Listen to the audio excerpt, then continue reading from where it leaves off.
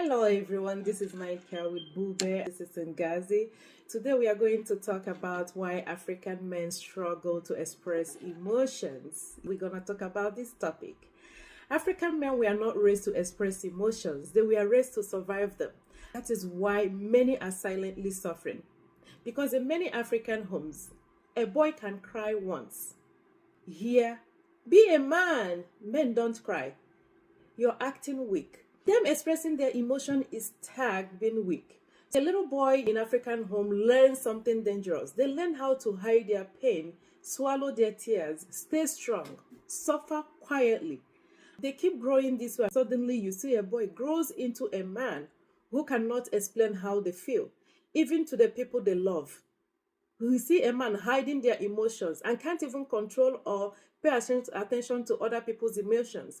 Many African men are emotionally unavailable because they are weak, not because they are wicked. Some we are not taught any emotional language. They were taught responsibility, not vulnerability.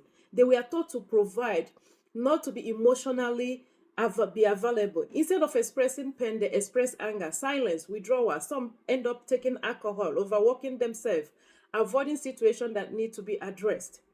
Spiritually, God never created men to carry burdens alone. Even Jesus wept. David cried openly before God. Elijah became emotionally exhausted.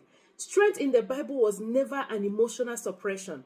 Real strength is healing. African men need more than pressure.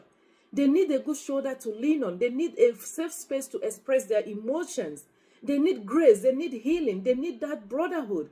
They need emotional freedom. Because a man who cannot express pain may eventually drown silently. So healing is not weakness. Check on your strong men. Check on your men around you. Some are carrying battles they were never taught to speak up. Some are carrying pains they were never taught to speak up. Such men, when they find themselves in relationship, in marriages, they find it difficult to dictate emotional need of their spouse, to dictate emotional need of their children, to dictate emotional need of people around them, because they were never taught emotional languages. They were never taught emotional things that they should know of.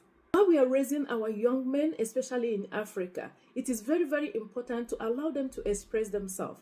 Crying is never weakness. It's the way of expressing pain. Most of these men, when they box their emotion, they end up with all sorts of mental health problems. They end up with all sorts of medical problems, including high blood pressure.